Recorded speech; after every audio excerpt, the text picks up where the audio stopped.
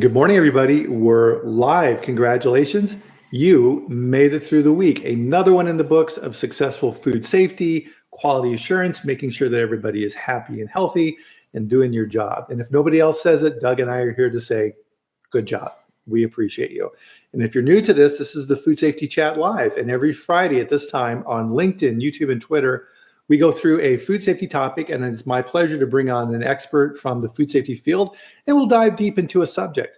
And so one of the things that we love to do here on the chat is type in here where you are at, and I'm in Loveland, Colorado, and Dr. Marshall here is not too far away from me, just a little bit north in Fort Collins, Colorado. So Doug, how are you doing today?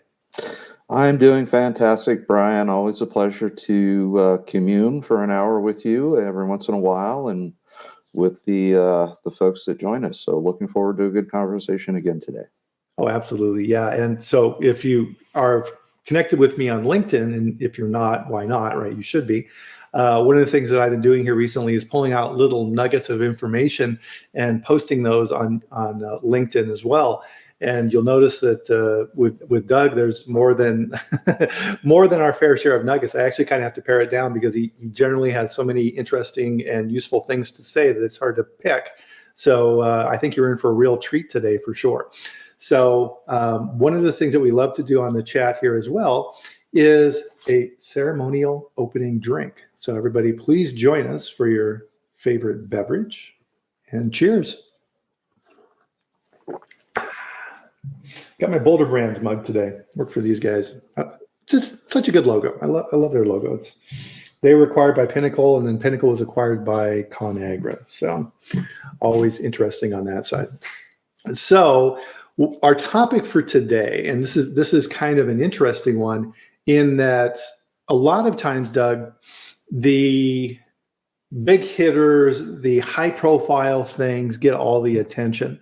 So salmonella in peanut butter and PCA and these type of things, foreign material, allergens, you see these big recalls that are happening.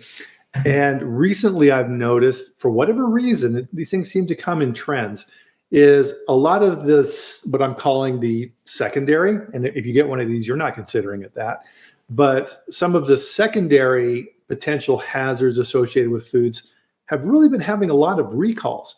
And in particular, I this morning on the food safety news, right, there's a big recall going on, and they're tracking down, there's a cryptosporidium, there's a cyclospora. Man, these guys are just all over the place, aren't they? Yeah, I think one of the things that is probably contributing to a perceived rise in incidences is related to increased surveillance by regulatory agencies and increased understanding by the medical community that short-term diarrhea isn't always associated with bacterial gastroenteritis.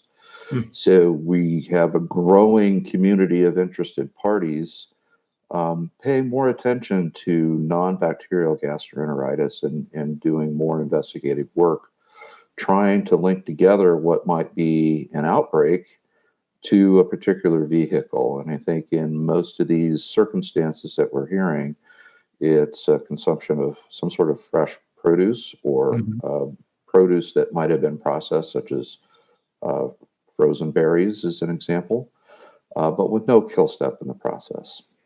Right, absolutely. Yeah, and there's a big cyclospora outbreak going on right now with a Mexican restaurant here in Colorado. We have raspberries going on with norovirus as well. Hepatitis, frozen strawberries, to your point, and also undercooked pork. All of these things are pointing to what you're talking about here. And the interesting piece of this is the vectors, right? So unlike salmonella or things like this, it can kind of hang out and, bide their time in the environment or create a biofilm with Listeria or things like this. Most of these obligate parasite type, organisms and things like this need a vector, right? Yeah, and I'm going to point at you and everyone else on the call today, because really for many of these, the only habitat for these microorganisms are people. And when you have an infected person shed oocysts, live larvae, virus particles in their feces, it's just the typical fecal oral route of transmission. So that individual or groups of individuals then handle products that don't get a kill step in the process or a minimal kill step in the process, such as washing fresh produce. Mhm. And a lot of these outbreaks are limited to food service operations because it takes one worker in the back of the kitchen who is shedding virus. They may or may not be symptomatic, so they may or may not be presenting with diarrhea, but many food service operations don't give employees sick leave. So if you don't show up, you don't get paid. And so there's a disincentive to keep ill workers out of the back of the kitchen. Mhm. And so they begin handling and prepping salads and sandwiches that don't get cooked in the kitchen, present those to people who consume. The other nice thing about outbreak investigation is with the prolific use of credit cards, we can quickly trace back to an individual operator um, and link that to someone in the kitchen. So those are becoming much easier to solve because the credit card tracking helps us find what kinds of foods were consumed and where they were consumed, or where Wow. they might have been purchased in a grocery store operation. Mhm. Well, that's good because from a microbiological standpoint, one of the things that has hindered us from a investigation standpoint has always been culturing and plating. Because if you have something that isn't necessarily going to grow on a plate, you have to figure out other methods, right? You're going to do direct microscopy to examine samples from a patient, and these type of activities which take a ton of time. So it's good to hear that the health departments and things like this are figuring out alternate ways to track this stuff down. Yeah. I think one other factor that might be contributing to the numbers of outbreaks that we're seeing can be some climatic events, particularly in some of the growing regions for fresh produce. So, as you remember, not too long ago, California was awash in water. Mhm. And so, anytime you had sewage effluent that got untreated, it then gets transmitted in the environment. And so, if you have a crop growing at that particular time and that crop gets flooded, or you probably didn't need a lot of irrigation in California, but if it gets flooded, then that human untreated fecal material can get onto those products. So, again, you're getting a transmission amongst families who work in the fields at harvest, and you have the potential for pre-harvest contamination due to some of these flood events. Well, and definitely, and this is something I think this is a good example just from a food safety plan standpoint, is looking at these type of events and saying, okay, what has changed in the environment? What do I necessarily need to worry about? And you kind of trigger me on that, in that if you're working in a production facility, right, those same floodwaters that are rising up on those crops, what about backups in your drainage system in your plant? Because there's stuff hanging out in your drain system forever, and now all of a sudden those drains back up into your plant. Ooh, you got a big problem. Yeah, and you also have a lot of displaced workers. So the places that tend to flood the most and cause the most harm are usually the less economically successful communities. And so you've got displaced workers away from their home. They might be living in shelters, close contact with other people. Perhaps there's a lack of good sanitary facilities in those situations. So again, it's I hate to use a colloquial term, it's the perfect storm for contributing to these sorts of events. Right. And to your point earlier with the importance of GMPs and washing your hands and all of these type of activities, that just shows how much more important it is to double your efforts in those areas to make sure that these workers understand what's required. Because if you're a worker out in the field, you may or may not be aware of these type of risks to begin with. Oh, I think training is always the Achilles heel, Mhm. particularly when you have a non-English speaking um, population in your facilities or out in the fields. And if all your SOPs are written in English, how do you translate that into a communicable form that is understandable by the intended audience?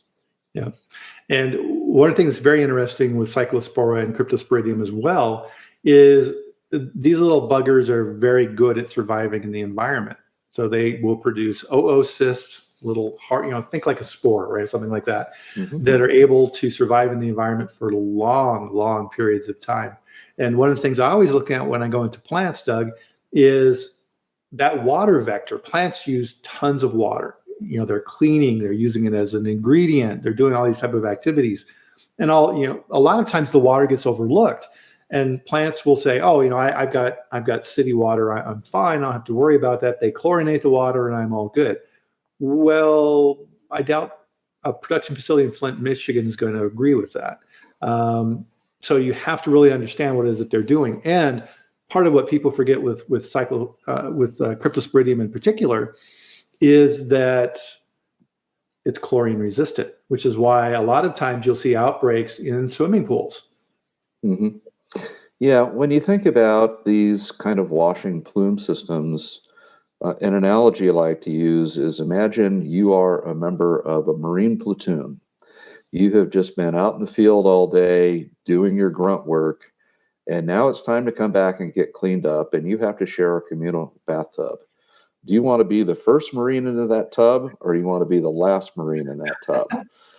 And so all it may take would be one part of a field that's contaminated. When they get into these packing sheds where there may or may not be a washing plume, once that contaminated portion gets in, it starts contaminating the equipment, contaminates the water, and so everything else that follows also is likely to be contaminated. Good point. And yeah, because with that contamination, then part of the problem is we don't have any good systems in the plant like we do for environmental monitoring for swabs and things like this, of looking for this in the plant environment. Bit of a technical issue here with Doug. Hopefully it buffers here.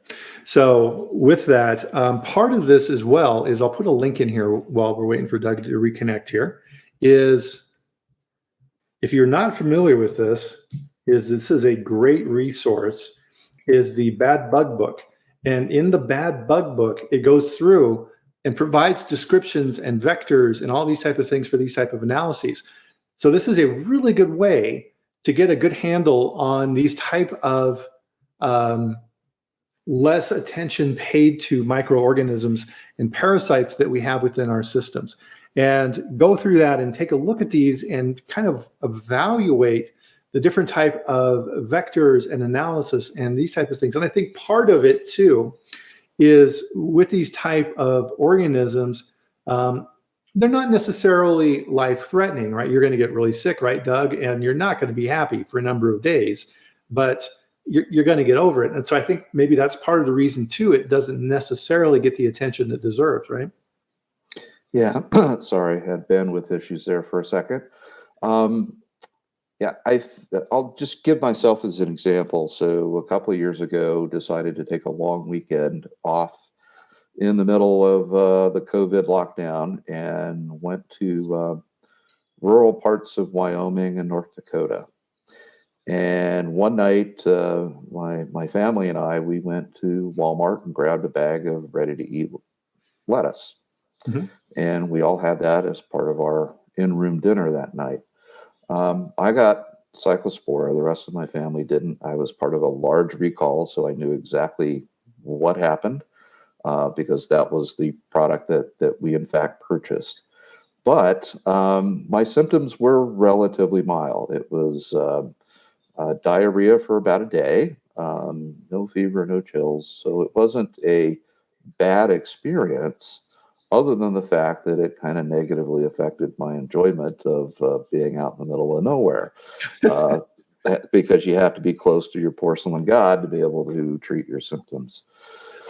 And I think one of the other things you might want to think about is if you are a buyer of fresh produce and you're using it in your products or serving it in your restaurants.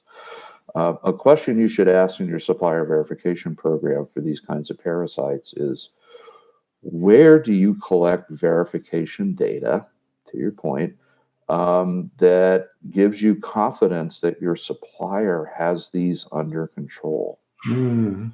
So if it is a finished product test, there's a couple of problems with that. Number one, it's a perishable product. Testing for these organisms is not easy. Mhm. It's not cheap, and it has high rates of potentially giving you data that don't make any sense. Or you could consider what the supplier is doing in terms of pre-harvest controls, because if you can control it out in the field, then whatever in-process interventions you're using may or may not have increased efficacy. Mm. So again, and I don't have a good answer to the question, when do you start collecting verification data points to be able to demonstrate that you as a supplier, you have control over these parasites in your products?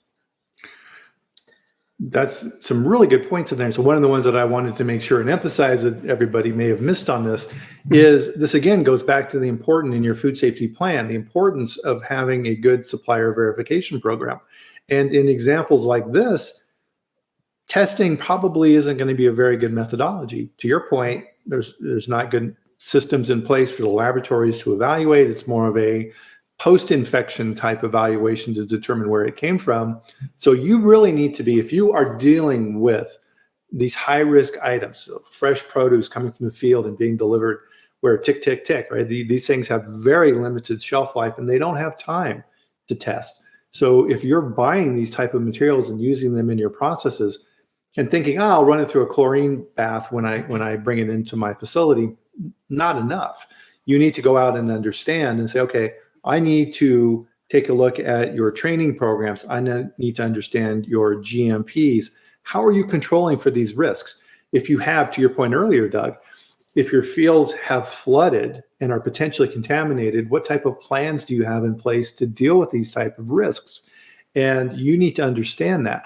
And it goes back to when you're looking at your supplier control programs under FSBP and under your FSMA program itself as a larger umbrella, you are responsible for understanding the risks that your suppliers are handling and what they're doing to mitigate that. So if you're not doing a good job on your side, you could potentially have a 483 as a result.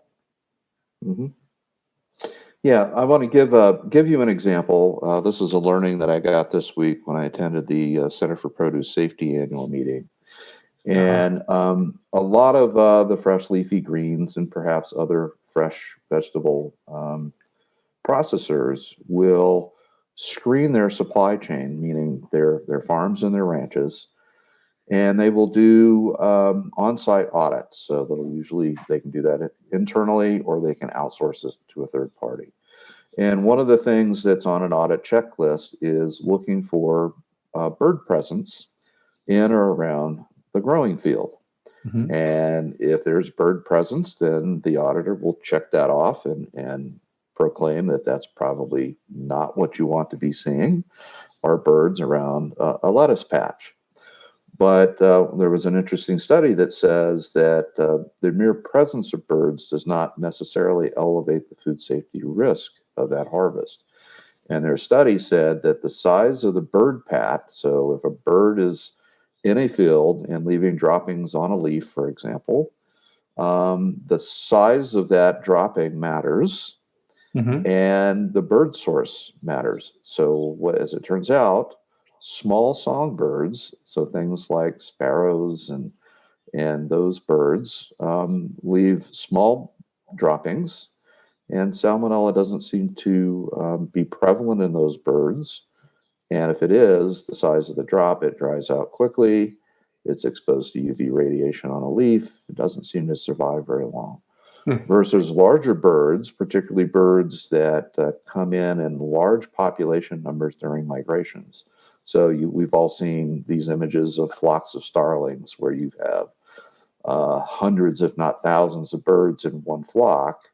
You can imagine if they do a bombing run on your lettuce patch, you're pretty much going to be plowing that field under after that kind of heavy fecal contamination event. And if you're not, then that's clearly a pre-harvest control that you are not implementing very well. Wow. Gosh, I mean, fascinating that, yeah, these different species. And so part of this could be as well, too, is migratory patterns. So this definitely sounds like this is emerging information, but so the size of the bird, the species of the bird, the size of its droppings, all these type of activities, because we've heard about the potential contamination from workers in the field and things of this nature. We've also heard about, larger animals such as deer or things like this.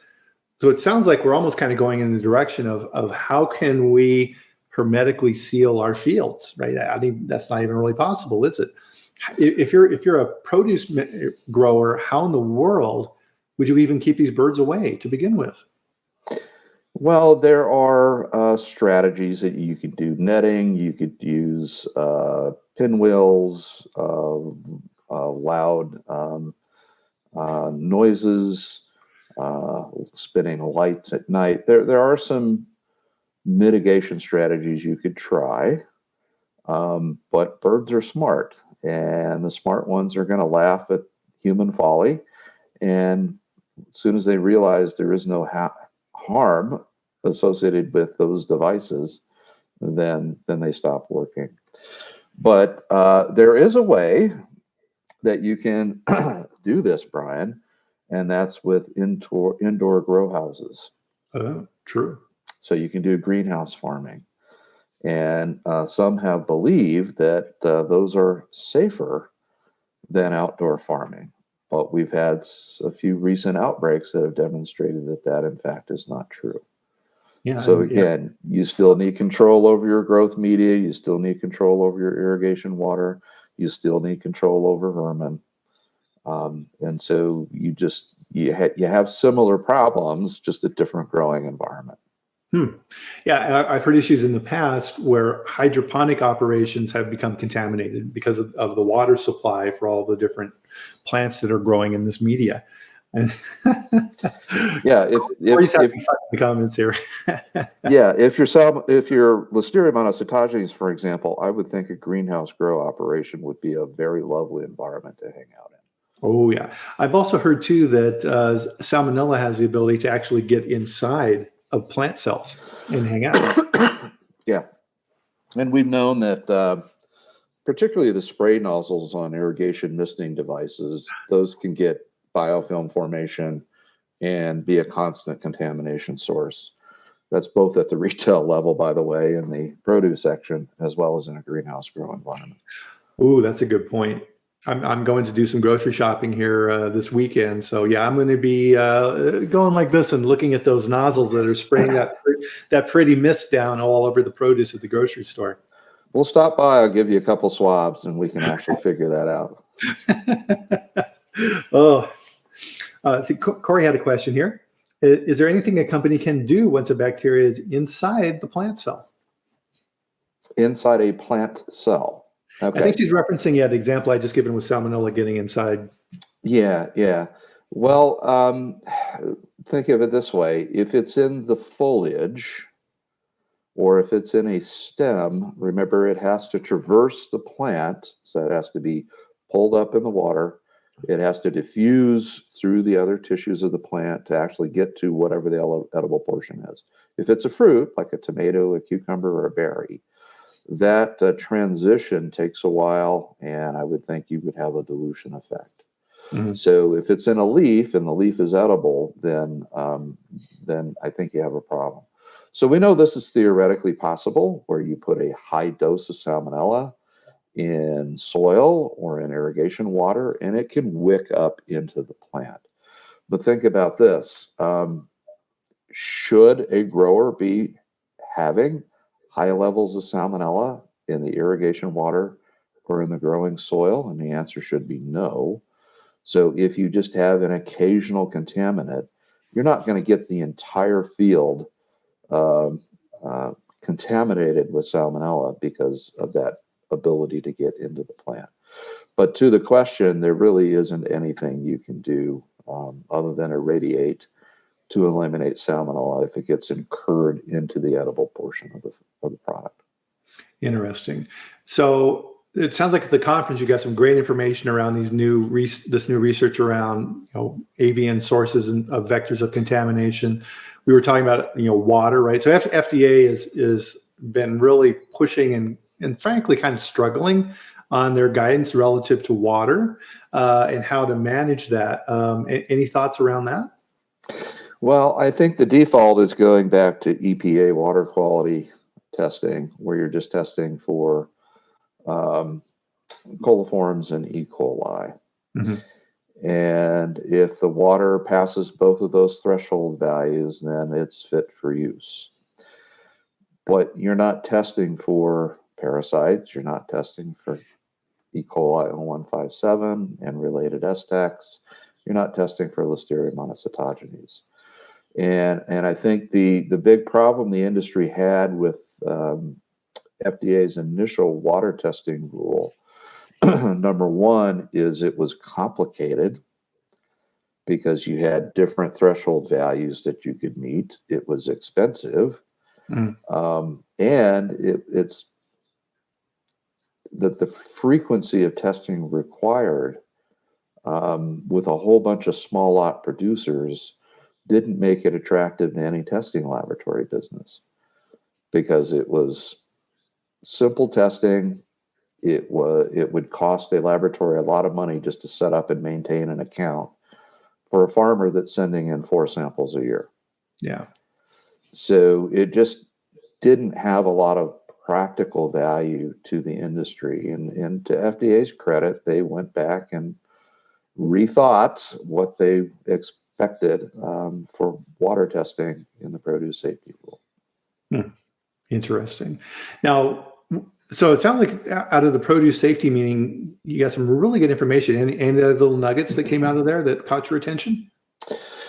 Well, here's one that I think is a raging debate that we are getting more information on it, but a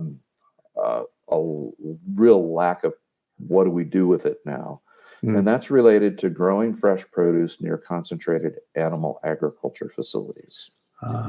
So this would, these concentrated animal agriculture facilities could be, poultry operations. They could be cattle feedlots. They could be, cattle grazing areas in close proximity to a fresh produce field. And there's the question of setback size or distance. How far do you have to be to feel confident that you can grow fresh produce near one of these facilities? And then if you are relatively adjacent, how do you communicate with the owner of that concentrated agriculture facility? Mid-sentence. We're going to wait for Doug on this one. Come on, has an impact on the safety of what happens on Mars. We rely so much on technology, don't we? To share information and everything else. So hopefully Doug will get back here in a bit. So we'll have him circle back on this and re-explain what he's talking about. But part of this is the setback piece of it, from my perspective, is any type of land that you're not using is wasted money. And how do you then mitigate and provide these buffer zones in between? So I'm going to be curious to hear what Doug has to say about that as well. The other piece, as we're waiting for this connection to buffer, is encroachment. So you have these traditional areas of produce farming. Let's Can you? Hey, there you are. I don't know what's going on with my connection, but I keep bugging out. Apologies. So I just logged out and signed back in. Maybe that'll clean up the ether mess. Anywho, what I'm saying was distance away from a concentrated animal agriculture facility. How far does it have to be safe? Nobody knows the answer. But one of the studies was looking at the impact of dust. So when the wind blows and it crosses and pulls pathogens from the environment, and then that settles onto a fresh produce field, what do you do as a grower to mitigate the potential for that dust to contain pathogens? And again, nobody knows, but what we do know is that dust can transit pathogens from a relatively narrow foci point. Let's say it's a feedlot. And if you're downwind from that feedlot, you can expect to get animal pathogens on your field. So how long do you wait to harvest? Do you spray some sort of antimicrobial foliar treatment on your field? We have no answers to these questions. Well, then that also then overlaps with consumer expectations. I expect my product to be 100% pesticide free, organically grown. All the lettuce is individually massaged and given a sole rub before it's shipped to the store. All of these type of things, and something's got to give. I was thinking here while the buffering was catching up as well, is if you have these mitigation areas between these different operations, that's non-productive land. And if you're a farmer producing a commodity product, you don't have a lot of luxury to do that. That's lost income for you. Yeah, and you also have probably no leverage on your neighbor. Yeah. I really would like it if you put up berms around your feedlot to maybe act as a physical barrier.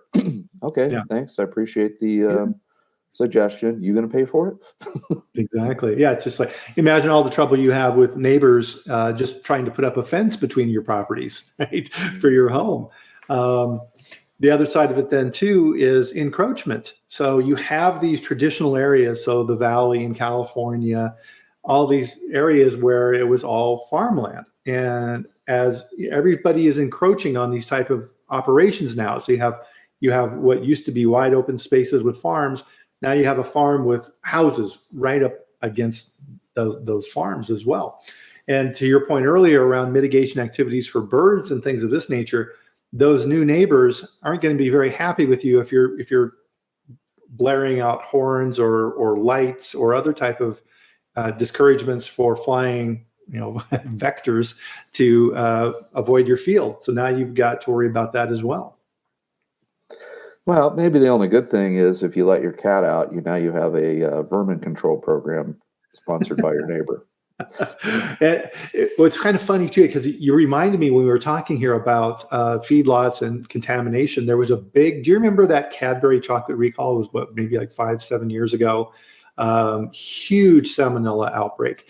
And I went to a conference, and the head of quality for Cadbury was very transparent about it, of what happened. And he gave an excellent presentation. And they had tracked it down to exactly what you said. They had a drain pipe from the roof that was corroded. And there was a small hole. It was maybe like this big in the picture he put up on the slide. That was over a production line in the facility where the chocolate was passing. And he said, that little hole in that pipe cost our company, was it $20 million or something crazy? And they tracked it back to an upstream poultry processing facility that was not too far away from that plant that contaminated the roof, got down into the plant. Yeah, and sometimes those little holes, they don't drip water where it's visual. They send a fine mist that when you look up, you literally can't visually see that you've got a leak over there. But that fine mist then aerosolizes and carries all throughout your facility. Huh. One of the things, I had a conversation with a produce director for food safety about some of the things that they were doing in their fields. And this was very interesting. I'm curious if this came up with the conference as well, is they were beginning to use GPS tracking in their fields. So they would track where the workers were operating and what areas they were harvesting, and then linking that to that produce for that harvest. So if something did happen, they knew the particular area in the field that issue came from.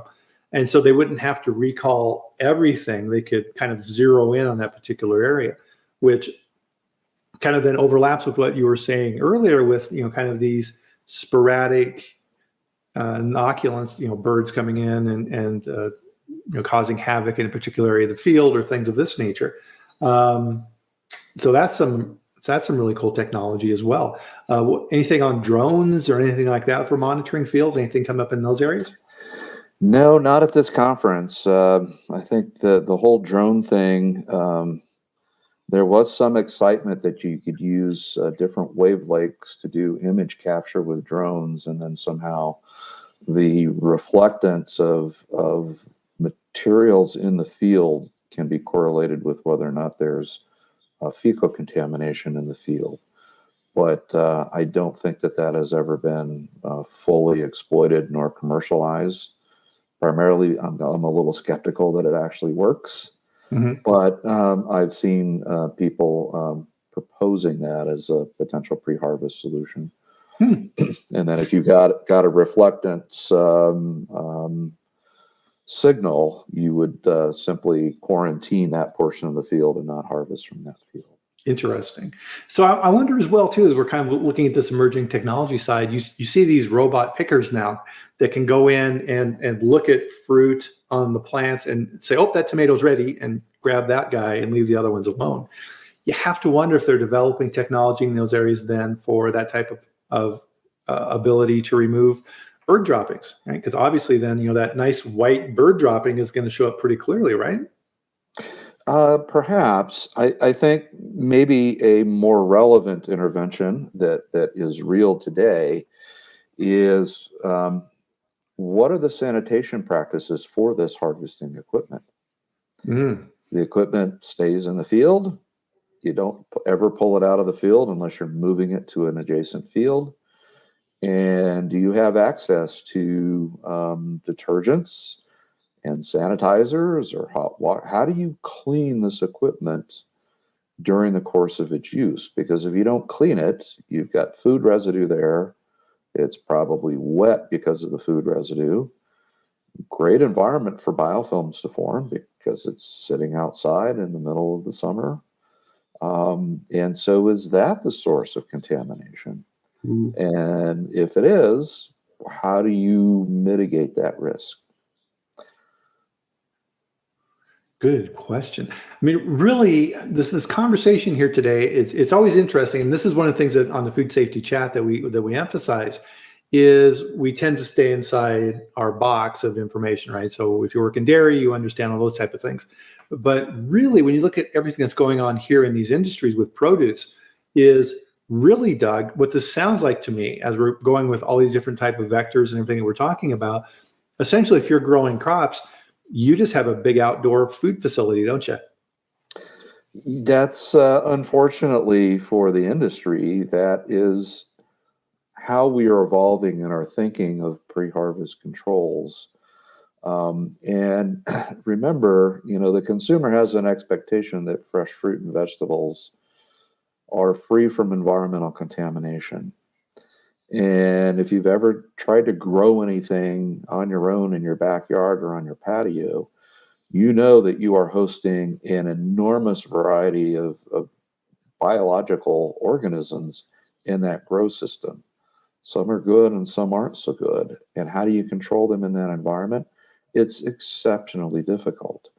And that's why the focus has always been on post-harvest interventions. Well, we'll just run them through a water plume, and we'll just have to be happy with a 1 to 2 log reduction in that washing environment.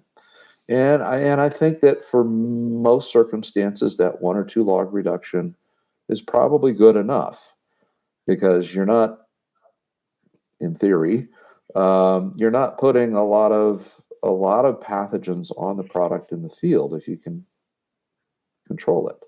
Right. So the population of that load should be relatively low. Therefore, even a minimally successful intervention probably has a good public health outcome. Hmm. Interesting. Not sure if you know the answer to this or not, but I'm going to throw the question out there. And if anybody in the chat has any information on this, I'd love to hear it too. Any information correlating to particular types of crops? Because it seems like certain ones keep coming up. So romaine lettuce, for example, is that just a feature of that particular type of plant, or is there some other factor that causes that? Great question. I'll just give you a couple of ideas. some of which have some science. I'm not sure it's been published yet. But when you think about a leafy green, if you take a iceberg head of lettuce, for example, that's a very tight packed mass of leaves, then I don't think we hardly ever have an outbreak associated with that kind of lettuce because of the physical nature. And then you're also peeling off usually the outer layer or two of those leaves and then getting down into leaves that really haven't been exposed to the environment. So that kind of lettuce, to me, just because of its nature, would be safer than a like a romaine, where you've got an open leaf canopy. And I'm eating Colorado lettuce the last few weeks, and I will tell you that at the base of each leaf, on the outer leaves, there is a little patch of soil. Okay. And when you think about that little area at the bottom of around the base of the plant, so if you are getting rainwater or irrigation water, that's going to easily trickle down to the base of those leaves. You get any soil that's blown in, or just as the plant's growing out of the soil, you'll get soil and dirt in that base part. And so I think the evidence might show that that portion of the plant is probably has a higher microbial population than would the outer leaves that are exposed to the UV radiation and tend to dry faster than the rest of the plant. So I think those might be some contributing factors. No, that does make sense. Yeah, because to your earlier example, so dust that's blowing into a field and bringing, pathogens from a nearby cattle operation or things of this nature. And then you've got the romaine lettuce that is funneling and collecting that material down toward the base. So, really, and this kind of gets into, consumer communication and things of this nature, because I'm thinking of myself now as a consumer of these products. So, okay, I'm going to be cleaning the romaine lettuce in my house. I'm pulling off the outside leaves. I'm going to chop a good chunk off the bottom of that stalk, right, to try and capture and remove that soil and then hopefully reduce that risk. But as I kind of work through these things as we're talking, I never see any information that's publicly communicated. Hey, here's a message from the produce industry. Make sure and do this to minimize your risk, right? None of that.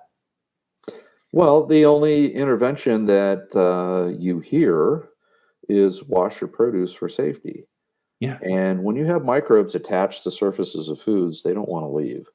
So if you just run it under tap water, they're not going anywhere. Now you can wash the soil off, and that will reduce the population. But anything that's attached to those leaf surfaces or on the peel, of an apple and so forth, they don't want to leave. And so you can rinse them to your heart's desire and they don't leave.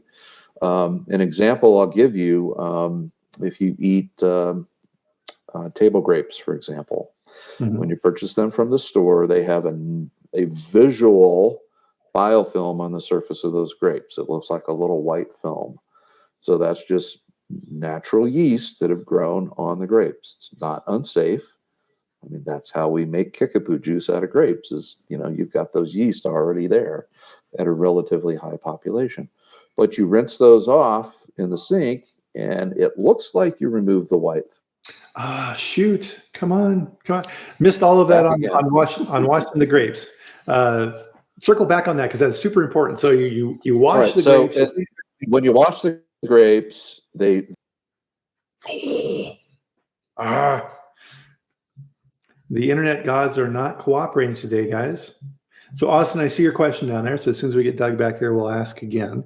So what's kind of cool about this conversation again is I'm not produce, right? I dairy and CPG and beverage and things like this, and you can kind of see these cross reactions with this. Let's see. Okay, fingers crossed, Doug. Wash the grapes. The film looks like it's removed. Let it dry. What do the grapes look like? They still have the film on them.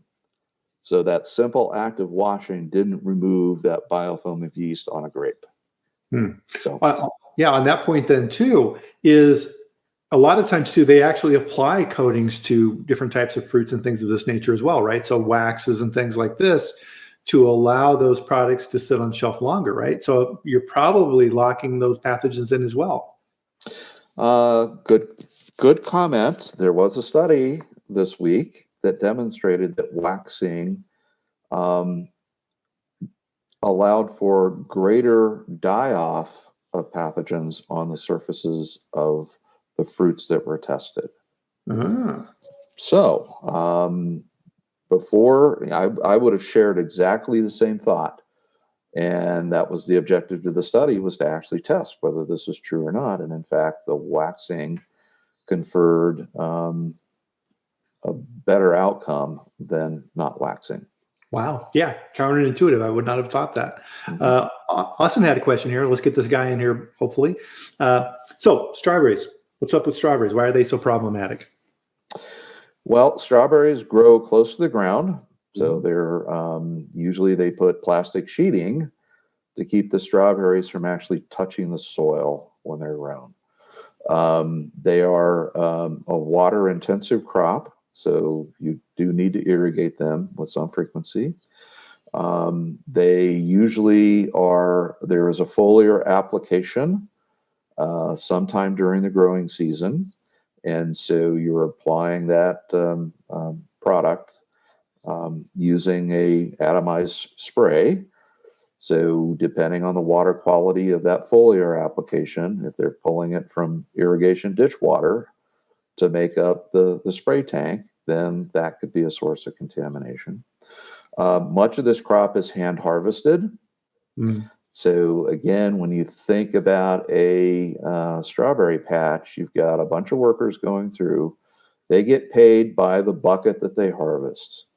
And if they have to use the toilet because they are suffering from gastroenteritis, they don't have toilets there. They might have a porta pot at one end of the field. Yeah. And if you have to put your bucket down and hike over to that other end of the field to be able to drop your diarrhea pile, number one, you don't have time. Number two, you've got a huge sense of urgency, not only because you've got to relieve yourself, but you also don't want to spend the time hiking over to the porta pot and then hiking back. Yeah. And then lastly, when you do defecate, do you have a hand wash facility anywhere nearby? Probably not. Yeah, and so it kind of gets back to our discussion around restaurant workers earlier, right? So taking that hike to the other side of the field, that's money, right? That's money out of your pocket. Yeah, and so a lot of folks, like it or not, they will pull down their pants and let her rip and move on. And so not only is that worker contaminating everything that they've touched during the day, but they've also deposited the pathogens right into and perhaps onto that windrow of product. Right. And then subsequently, anybody who goes by that area later on is going to continue transmitting that to other areas as well. Yeesh. And the other big factor is that individual probably lives in a community housing environment with other workers. And we know that these pathogens, particularly something like norovirus, which is highly infectious, is going to very quickly pass through that living environment. And other workers then are going to follow the next day, and it becomes kind of a mushroom cloud experience. Yeah, Austin. Oh my God. Yeah, food safety is not always pretty, is it? In what we do. Yeah. So your norovirus, right? And so any type of a confined space, so cruise ships, right? And just this massive incubator out on the ocean, that's a perfect place for these type of things to spread like wildfire. And you hear these nightmare stories. But I don't know, correct me if I'm wrong. I don't follow the cruise industry that close, but it seems like they've gotten that under control. I haven't heard of any large outbreaks recently. Have you? No. And remember, however, that when a cruise ship leaves port, it is no longer under U.S. jurisdiction. So they may not have a legal obligation to report anything that happens on that ship when it's out of port. Ooh, good point. Good point. Wow. So, my goodness. Let's try and bring this back to the 30,000 foot level and summarize it. So, clearly, guys, what we're talking about here today is the, organisms that get all of the attention, Salmonella and Listeria and 0157 and things like this. We need to look at those and we need to control those. But man, don't forget about these other guys too. There's a reason why these are listed in the bad bug book. These are risks, and we always have in the food industry emerging vectors and new type of things that are happening. If you're connected with me in locals.com, one of the things in there that I talk about all the time is enoki mushrooms, right? Oh my goodness, it's like recall after recall for Listeria in enoki mushrooms. Why? I'm not sure why, right? Is it part of the growing conditions that they're growing these mushrooms in? I would bet that's probably pretty close to it. But a lot of times too, as a consumer, Doug, you have to look at these high risk items and decide for yourself and say, I don't know if I should be eating this. And especially if you're in a high risk group. Well, we've been kind of Debbie Downer on this talk today. So how about I give you maybe a counter argument?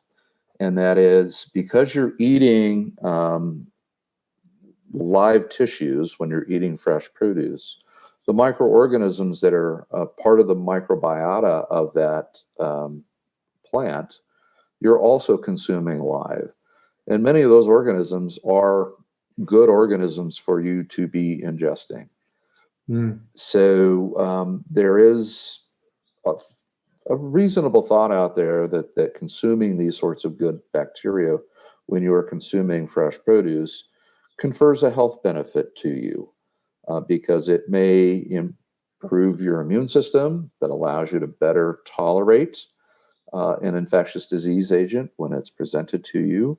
It colonizes your gut and prevents an open apartment door for any of these pathogens to be able to colonize your gut.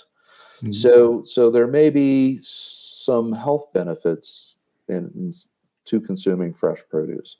Now, the nutrition community has been arguing for years that fresh is best.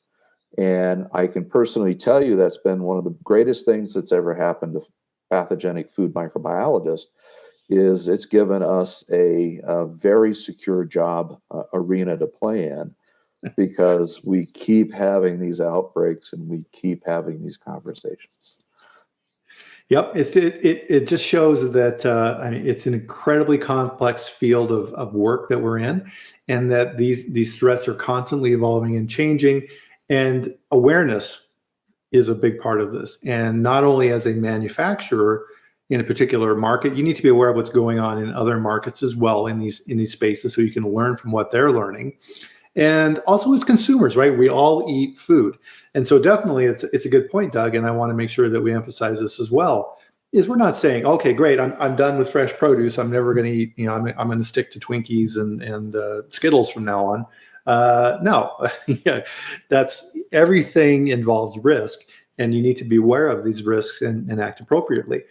There's things that you can avoid, but there's other things that you're going to have to deal with that. So how can you minimize those risks? So for example, convenience has introduced new risk into our products as well. So taking that romaine lettuce and now chopping it up and throwing it in a bag with some other stuff, right? We've seen recall after recall associated with that. Fruits, cantaloupe, or things of this nature that are the same thing, chopped up and put in fruit mixes and things of this nature so that you can just open it up and serve it at your party. These introduce new risks, and you need to be aware of those. Yeah, I want to give you finish this up here with a kind of a view of history. So when we were early knuckle dragging bipedal hominids, one thing that somebody discovered was a risk reduction strategy was to pickle your vegetables. And so that act of fermenting gave early humanity two advantages to survive. One was it was a great preservative. So we got extended shelf life of products that you're harvesting in the warm growing months. You could still consume in another form during the winter. The second thing that it did, that high acid environment essentially eliminated the pathogens that might have been present on that material. So if you are high risk consumer, but you still want to consume something that's fresh, like in your produce, you may want to consider, and you could do fresh pickling, right? You don't have to do fermentation pickling. You could just chop up your veggies and throw them in some vinegar, and voila, you've got that high acid of that vinegar acts as an antimicrobial, changes the flavor profile, but that's not that bad. So Right. that's something you can have control over in your home. That's a good point, right? We play a part in this, right? I guess is kind of the messaging with this as well, is making sure that you're handling stuff just like at the restaurant. When we were talking at the beginning of this chat with restaurant workers, make sure that you're not cross-contaminating and you're aware of these type of risks in your house as well. And who are you serving these foods to? If grandma and grandpa are coming over for lunch, what are you serving, right? So I think enoki mushrooms, definitely no, right? You shouldn't eat those either. So you hear me say this all the time on locals, don't eat those enoki mushrooms. And speaking of, let me throw here in the comments. So I put all kinds of posts in locals here over this last week, and of course it's free to join, relative to norovirus, cyclospora, hepatitis, cryptosporidium. I've got 2 examples of each of those just from the past few weeks on recalls and investigations that are going on with these minor type pathogens that can wreak havoc on our lives. So check them out. Knowledge is important. Any other closing thoughts here, Doug, while we close out our chat here for today? Well, just apologize for the bandwidth issues we've been having here. I don't have any idea what's going on. Whether it's my side, I'll take the blame for it, and I'm gonna check my link up speed here when we descend to finishing up our day on Friday. But again, always a pleasure to be with you. Thanks, Doug. Yeah, I appreciate everybody's patience as well working through this. So hopefully my jabbering in between Doug's pearls of wisdom kept everybody moving along here with the subject. I appreciate it as well. So thanks everybody again for joining us for the chat today and taking a slightly different look at how we look at food safety and how we're managing our business. And we appreciate all that you do. So we will see you back here next week for the next food safety chat. Same time, so 8 a.m. Mountain Time, 10 a.m. Eastern, and we live stream on LinkedIn, YouTube, and Twitter. So join us next week for the next chat where we have our next guest on for the next fascinating food safety topic. So Doug, my friend, have a great weekend. Everybody else, enjoy your time away, and we'll see you back here next week. Thanks again.